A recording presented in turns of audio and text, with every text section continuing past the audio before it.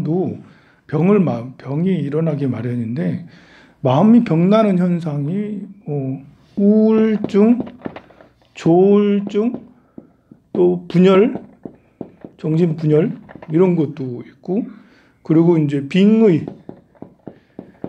빙의도 여기에 들어가요. 몸이 약해지면 이제 이렇게 다른 연가나 이런 것에 영향을 받아요.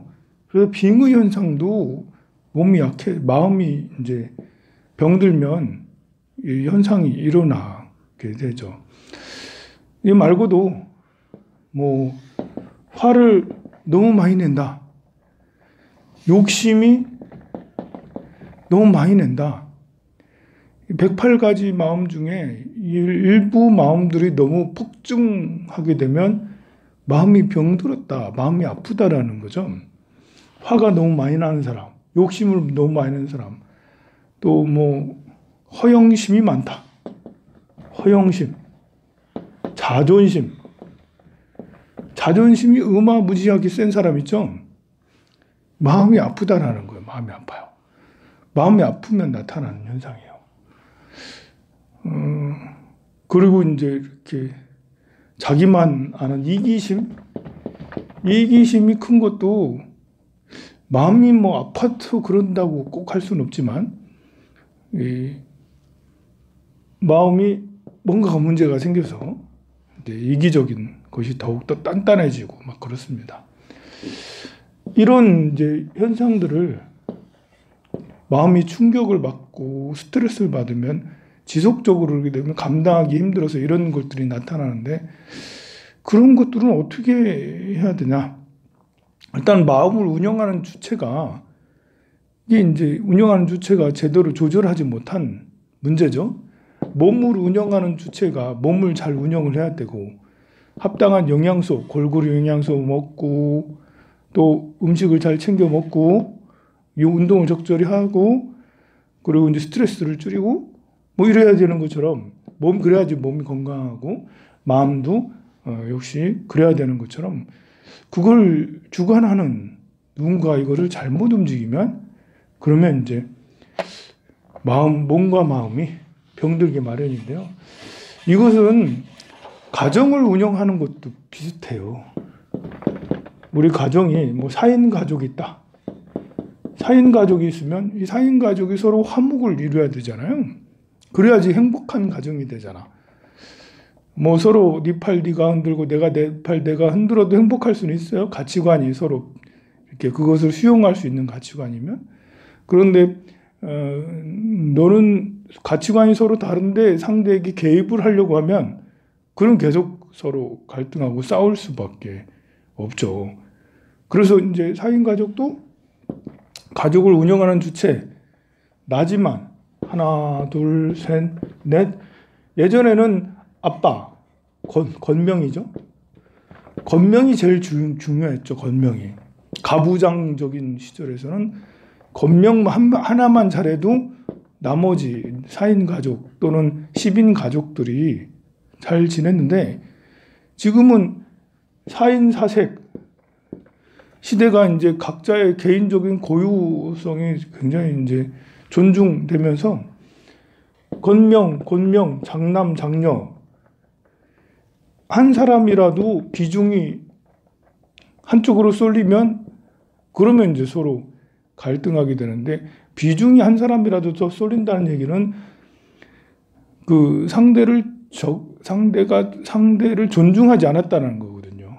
권명이 권명에게 존중하지 않고, 권명이 장남을 존중하지 않고, 장남이 계속 아버지한테 당하다 보니까 아버지에게 차별받으니까 아버지를 들이받고 말 안 듣고 그렇게 하는 그런 것이 되는 거죠. 그러니까 이게 비중이 평등해야 된다. 어떻게 하면 평등하냐? 서로 존중해주면 된다. 아들을 내 거라고 소유물이라고 생각하지 않고 아들을 존중해주고 딸을 존중해주고, 존중해주지 않으면 지금은 대화가 안 되니까 이제 여러분들 가운데 아들하고 딸하고 대화가 안 된다라면 상대가 자기가 존중받던 느낌이 없었다라는 거예요. 난 별로 존중받지 않았던 것 같으니까 엄마하고 아빠하고 얘기를 안 한다라는 거예요. 그런데 이제 엄마 아빠도 아버지도 어머니도 바라는 게 있단 말입니다. 아들 딸한테도 존중을 받고 싶어해. 서로가 서로에게 존중을 받고 싶어해. 그런데 권력자는 아버지 어머니가 권력자가 되죠. 나이가 많으면 나이가 많은 것도 권력이 돼요. 너무 많으면 70이 넘어가면 권력을 다 잃고 점점 왜소해지고 그러는데, 일단 40세부터 70세까지 요거는 모두 다 사실은 누구나 다 권력자가 되는 거죠. 자기 가정에서 권력자가 돼. 권력자라는 것은 권한을 가지고 있다라는 건데, 이 4인 가족 중에 제일 높다고 스스로 여기는 거죠. 아빠든 엄마든 제일 높다고 스스로 여기고, 아들, 딸들은 더 낫다. 나이를 가지고 더 낫다라고 그렇게 여겨요. 절에서도 마찬가지예요.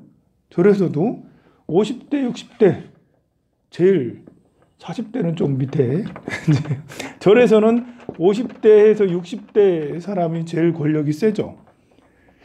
이분들은 50대, 60대 분들은 눈치를 보지 않아요. 그냥 이렇게 나이가 더 많은 사람들, 70대 이런 사람들에게도 자기 생각나는 대로 말하고, 더 나이가 많은 어린 40대, 20대, 30대에게도 생각나는 대로 말하죠. 그런데 이제 70이 넘은 사람은 5, 60대인 사람한테 눈치 보면서 말하죠. 눈치를 봐야죠. 세니까. 70대 넘은 사람들은 말을 하는데 조심합니다. 50대, 60대인 사람한테. 역시 마찬가지로 30대, 40대는 50대, 60대인 사람을 눈치를 보죠. 세니까. 50대, 60대인 사람들은 그런 눈치를 안 보니까 30, 40대인 사람에게 절에 그렇게 만날 다녀도 되겠어? 집에 밥은 제대로 주고 있니? 애들은 제대로 보고 있니? 뭐 하니? 자기는 늘 나오면서 이제 절에 늘 나오는 20대, 30대, 40대인 사람한테 그렇게 해서 되겠니? 라고 이제 걱정을 해준다라는 것이, 그게 언어 폭행이 되는 경우가 많죠. 아버지가 아들에게 걱정이 돼서 말하는 게, 아들은 폭력이 느껴지는 경우. 이게 아버지는 폭력이라고 생각하지 않고 내가 널 진정으로 생각한다. 어머니도 마찬가지지. 아들을 진정으로 생각해서 하는 말인데, 아들, 딸이 느낄 때는 부담스럽고 싫어. 이러면 사실 폭력이라 할 수 있거든요. 이게 권한을 함부로 쓰기 때문에. 내가 내 생각을 가지고 얘기를 하기 때문에, 상대를 존중하지 않은 상태에서 말과 행동을 하기 때문에 그것이 권력이 되는 거죠. 절에서 50대, 60대인 사람들은 나이 더 적은 사람과 나이 많은 사람들에게, 그렇다고 그러면 매사에 다 조심하면서 해야 되냐? 그거는 이제 매사에 조심을 해서 이렇게 아무 말을 하지 않고 막 이렇게 살아야 되냐, 그런 게 아니고요. 일상생활 속에서 적절히 제어가 되어 있고 적절히 조화를 이루는 마음이면, 상대를 존중하는 마음이면 20, 30대에게도 따뜻하게 상대의 마음을 이해하고 따뜻하게 해줄 수 있고, 연세가 많은 사람에게도 역시 모두 다 존중받는 느낌을 받으면, 때로는 무관심할 때가 존중할 때도 있어요. 너무 관심이 많으면 20, 30대인 사람들은 그게 또 부담이야. 요즘에는 어르신들이 많잖아요. 우리나라 중위 연령이 44세라고 했잖아요. 심각합니다. 2000년도는 31세였어요. 2000년도에는 31세였는데 20년이 지난 지금 중위 연령은 44세예요. 이거 2030년이 다 되면 50세가 되겠죠? 중위 연령이? 그러면 이제 나이 많은 사람들이 딱 50세인 사람이 제일 많다라는 거잖아요. 나이 많은 사람이 많은 거죠. 그럼 20대인 사람들은 적어. 몇 명 되지 않아. 몇 명 없어요. 돌아다니는 사람이. 10년 후에는 20대가 몇 명 안 돌아다닐 거라고. 성남동 가도 몇 명 없을 거라고, 이제. 그러면 20대가 절에 딱 나타나. 그러면 이제 주목받죠. 특히 절 같은 데는 약간 노후화되어 있기 때문에, 절에는 중위연령이 황룡사는 55세 정도 되죠? 60세 정도 되겠네요? 55세에서 60세가 황룡사의 중위 연령 정도 되겠네요. 그러면 20대, 30대, 20대는 거의 안 오고 30대는 어쩌다 오는데요. 그러면 이제 이 중위 연령이 많은 50대, 60대 이런 사람들이 이 30대를 보면 한마디씩 다 한다는 거죠. 어떻게 예쁘다면서 어떻게 절에 왔니? 마치 시집 안 간 노처녀가 명절 때 집에 가면 어르신들이 만나는 사람마다 언제 결혼하니? 남자친구 있니? 이 말 이렇게 한 사람한테 들으면 별거 아니지만 매년마다 많은 사람한테 들으면 얼마나 스트레스 받겠어요. 그러니까 명절날 안 간다고 그러잖아요. 해외 여행 간다고 그러잖아요. 절에서도 마찬가지예요. 젊은이가 적으니까 예쁘다고 훌륭하다고 막 하는 것도 한두 번이지. 그래서 때로는 어떤 때는 무관심하게 해주는 것이 따라는 나을 수도 있는데 그렇다고 완전 무관심하라는 건 아닌데요. 관심을 가져주되 적절하게, 또 너무 무관심하면 세대도 30대인 사람도 없는데 그렇게 절을 다니는 보살님들도 나를 뭐 이렇게 무심하게 바라보고, 또 이렇게 스님까지 젊잖아요. 그러면 요 20대 30대인 사람은 스님 좋아하니? 이제 여러 절에 많이 다니는 50대 60대인 사람들은 스님 좋아하니? 이런 말을 들어도 뭐 그냥 그렇구나 하는데, 요 20대 30대가 그런 말 들으면 충격받는 거죠. 스님을 어떻게 좋아하지? 스님은 스승이잖아. 그래서 언어도 이제 충격이 더 크게 다가오거나 뭐 이런 그 무게감이 막 다르고 그렇습니다. 그래서 마음을 잘 쓰면, 그러면 이런 것들을 조화롭게 잘 할 수가 있어요. 어제 보니까 이제 이렇게 러시아가 공격해가지고 이제 우크라이나에 군인들이 이제 들어간 것 같아요. 우리가 이제 그거를 좀 그냥 들으면, 그 뉴스 그냥 들으면 러시아가 우크라이나를 침공했다 라고, 드디어 전쟁 시작이다 이렇게 생각하는데 그게 아니라고 그랬죠. 우크라이나가 이렇게 있으면, 크림반도가 있고 이게 우크라이나예요. 이제 이랬으면 여기 돈바스 지역이 있어요. 돈바스. 우크라이나는 러시아인들이 한 10에서 20%, 우크라이나 사람들 중에 러시아인 사람들이 10에서 20% 돼요. 그리고 이쪽 돈바스 지역은 러시아 사람이 훨씬 더 많습니다. 그리고 여기에 2014년도에 쿠데타라고 해야 되나? 내전, 친러시아 사람들이 정부군과 서로 대치를 하면서 친러시아 사람들이 돈바스 지역을 점령했어요. 여기 크림반도는 2014년도 초에 러시아가 강점했고 들어가서 무단 점거했어. 그리고 이제 곧이어 여기 돈바스 지역에 무장 단체들이 정부군을 몰아내고 여기에 점거했습니다. 여기에 이제 이 국경에 여기에 15만의 군대, 러시아 군대 해서 15만에서 20만의 러시아 군대가 이 국경에 계속 주둔하고 벨라루스랑 계속 서로 이렇게 전쟁 연습하고 훈련하고 그렇게 하고 있다가 이제 어제 아침에 진격 해서 들어갔다고 그랬죠. 진격하기 전에 뭘 했냐면 돈바스 이쪽 지역에 돈바스를 국가를 인정해 주겠다. 승인한다. 라 하고 들어간 거죠, 이제. 그래서 여기를 해방군으로 들어가는 거예요. 돈바스 이미 여기 정부군을 몰아냈는데 여기 분쟁 지역인데 들어가 가지고 우리 국민들, 여기 러시아 사람들이 많이 사는데 이 사람들을 해방시키겠다라는 그런 느낌으로 들어간 거죠. 들어가자마자 이제 미국은 경제 제재하겠다라고 또 발표를 했고요. 국가가 국가를 들어간 건 맞죠.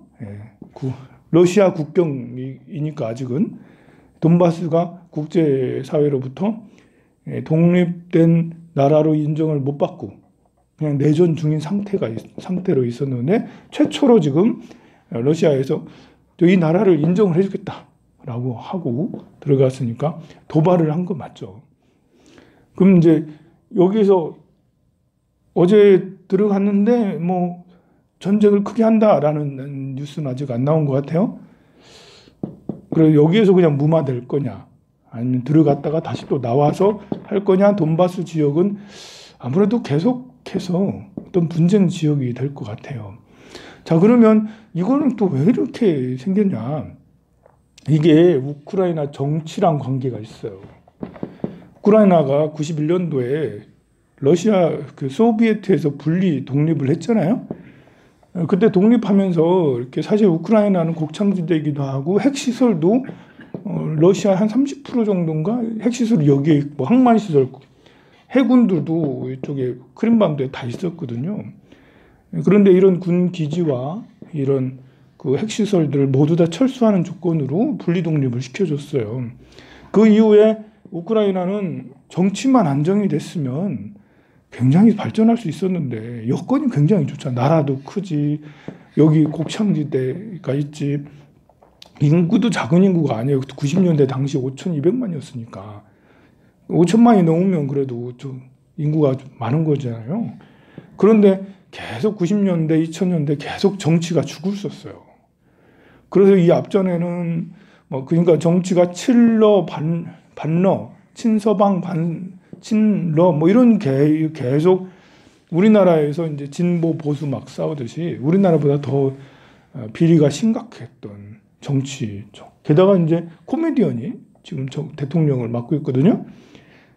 이분이 코미디언이라고 해서 정치를 모든 코미디언은 정치를 못한다는 건 아닌데 이분은 잘못한 것 같아. 이렇게 친러도 하고 친서방도 하고 그래야 되는데 정치가 잘못된 것 같죠. 그래서 우크라이나의 우파 정도 사람들은 지금 큰일 났다. 러시아가 우리 침공해서 오니까 서방에서는 우리를 도와줘야 된다. 그래서 군대 좀 보내주라. 이렇게 하는 거고, 우크라이나에 이제 그 약간 친러인 사람도 한 10% 정도 있거든요. 이게 사실 문제인 거예요. 우크라이나 사람들이 모두 다 러시아를 미워하냐? 아니, 이 안에 한 10%가 이제 러시아 사람들이 있어. 완전 간첩이잖아. 그래서 정세를 아는 사람들은 러시아가 이 안까지 들어오기는 쉽지가 않다. 역사상으로 전쟁이 일어나는 거는 두 가지가 있죠. 하나는 정치 불안. 정치가 불안해서, 정치 경제가 불안해서 그게 이럴 때. 2차 세계대전이 그렇잖아요. 히틀러가 전쟁을 일으킨 것은 경제 상황이 어쩔 수 없이 1, 2차 세계대전이 대체로 그랬어. 그리고 이제 많은 국가의 내전들이 정치 경제가 불안하게 되면 그러면 내전이 일어나게 되고 옆에 나라하고 서로 이란 이라크가 막 싸우고 하는 이런 것들도 종교 같은 종교가 정치를 지배하고 하다 보니까 정치 경제가 망가지고 그러니까 옆에 나라랑 같이 싸우고 막 이런 거잖아요. 그런데 이제 지금 러시아는 불안하냐? 러시아가 지금 다른 나라를 침공을 하면서 정치 불안이 있고 또 하나는 확장이죠. 확장. 나폴레옹이나 징기즈칸처럼 징기즈칸은 약탈을 하려 전 세계를 다닌 거고 나폴레옹은 유럽을 해방시키겠다는 꿈을 가지고 지주들로부터 귀족들로부터 우리 민주주의 비슷한 공화주의 이런 것들을 유럽에 확장을 하겠다라는 나름 그런 것들을 목표로 확장을 했죠. 지금의 러시아는 정치 불안이기보다는 확장적 태도인가? 확장적 태도라고 하기에는 러시아가 경제 규모나 또 뭐 이렇게 사회적으로나 문화적으로나 이게 이제 얘기가 안 된다는 거죠. 왜냐하면 지금 이제 러시아가 확장 정책을 쓴다면 러시아가 지금보다 더 한 3배는 최소한 3배는 더 강해야 돼요. 러시아가. 지금 뭐 경제 규모가 GDP가 2조 달러도 되지 않는데 미국은 22조 달러를 찍고 있는데 러시아는 2조 달러도 안 되는 경제 규모로 뭘 어떻게 하겠다는 거예요. 기축통화국도 아니잖아. 러시아 루브라. 침공하니까 루브라 폭락하고 그러잖아요. 주가 10% 이상씩 폭락하고. 이 주가가 이제 지수가 10% 폭락하면 개별 주식은 20% 30%씩 다 폭락한다는 거잖아요. 루브라 폭락하지. 뭐 지금 우크라이나 침공했다는 이 얘기도 지금 얘기 때문에 러시아도 경제가 작살날 듯하다 뭐 이러고 있는데, 확장을 해서 지금 정말 서방하고 미국, 영국, 프랑스랑 정말 붙어보겠다는 건 말도 안 되죠. 그러면 여기에 중국이 붙을 것인가? 중국이 후방에서 해서 이제 붙어서 같이 연합을 해서 나가면 이거러면 이제 가능성이 또 달라지죠. 그럼 해볼 만하겠죠. 근데 중국이 그렇게 지금 러시아랑 같이 나서서 할 상황인가? 아무리 생각해도 러시아하고 중국은 친하지도 않았고 서로 이제 어쩔 수 없이 이렇게 서로 연합을 하긴 하지만 군사 동맹을까지 맺어서 뭐 이렇게까지 할 상황까지는 아닌 것 같아. 중국도 지금 자기 앞길이 내 코가 속자거든. 내 코가 속자. 그래서 이제 뭐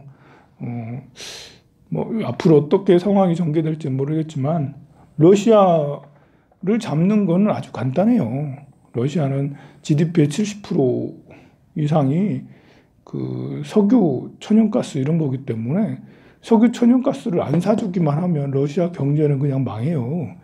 그러면 뭐 두 손 두 발 들여야지 뭐 어떡해.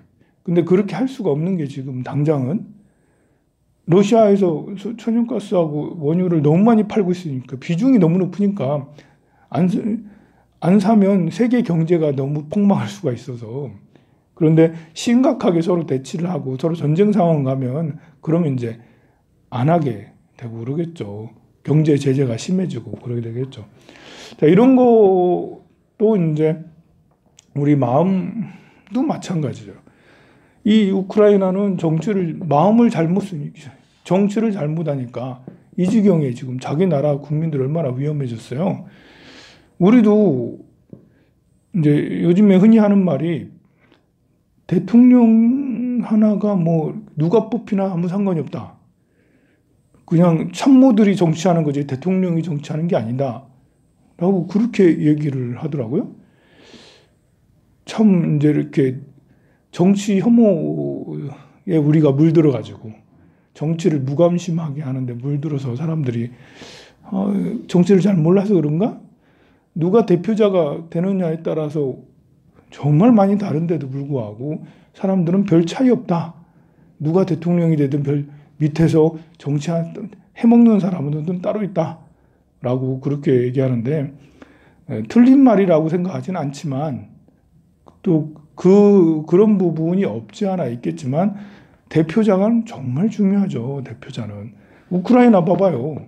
그리고 러시아도 푸틴이 지금 20년 동안 집권하면서 얼마나 안정이 됐습니까? 그러니까 지금 나도 한마디 해봐야지? 라면서 군대를 일으켜서 침공까지 하잖아요. 지금. 대표자가 중요하니까 그런 거예요. 터키 봐봐요. 대표자 잘못 뽑아가지고 에르도안인가요? 대표자 잘못 뽑아 경제 폭망해가지고 터키 얼마나 위치가 좋고 인구도 많고 좀 성장할 수 있는 무한 가능성 있는 나라인데 지금 뭐 망가지고 있잖아요. 베네수엘라 이런 데 봐보세요. 모두 다 정치인들을 잘못 뽑아가지고 그래서 다 폭망한 거예요. 중국도 지금 봐. 시진핑이 지금 잘못하고 있잖아. 보면. 그러니까 지금 후진타오하고 장쩌민만 해도 엄청난 성장, 폭풍 성장을 했는데 지금 시진핑 정부 들어와가지고 지금 좀 이상한 거 아니야? 할 정도로 너무 독재가 심하니까. 이런 것들을 보면 정치 지도자가 그 국가의 운명을 좌우하는데 우리는 정치 지도자가 뭐 아무나 되면 그 밑에서 참모들이 중요하지. 참모들 중요한 건 맞지만 참모들 임명은 누가 하는데 지도자가 하잖아요. 그래서 우리가 어떤 소문이나 이런 것들의 영향을 덜 받아야 되고 자기의 확실한 주관이 있어야 되겠죠. 마찬가지로 가정에서도 마찬가지예요. 이제 그 아버지가 가부장적이고 어머니가 이제 모성애에 가득하고 이러면 그 집안은 풍지박산 난다고 보면 돼요. 아들, 딸 낳지 말아야 돼. 그러면 현대적 사고를 가지고 아들, 딸하고 부모하고 동등한 관계로 서로가 상호 존중하면서 심지어 아이들까지도 뭐 이제 초등학교, 중학생 아들, 딸들이 있다면, 손주가 있다면, 아들, 딸들이 있다면 무조건 예뻐해 줄 게 아니라 인격체로서 지금은 중학생도 성인이에요. 그래서 아이라고 어린 아이라고 이렇게 할 게 아니라 중학생도 성인 대접을 해주고 존중해주고 그리고 무조건 경책을 하고 훈육을 할 게 아니라 토론을 하고 토론을 해야 될 거예요. 토론을 서로 주고받고 내가 아는 게 더 많다 하더라도 상대의 이야기를 쭉 말하도록 얘기하고 하는 내 얘기만 쭉 전하는 게 아니라 아들, 딸, 손주의 이야기를 내가 계속해서 10분, 20분 들어줄 수 있도록 그렇게 할 수 있는 사람이라면 상대를 정말 존중해주는 사람이라 할 수 있거든요. 여러분들이 아들, 딸들이, 손주들이 나한테 5분, 10분 계속 이야기하더라. 싸우는 거 말고 이제 이야기하더라 라면 내가 부모로서는 괜찮은 부모구나 생각해도 저는 괜찮다고 생각을 해요. 그런데 그게 아니고 밥 줘, 돈 줘, 뭐 이렇게만 하고 몇 마디 단편적 이런 말만 하고 있으면 참 그렇다고 할 수 있습니다. 성불하세요.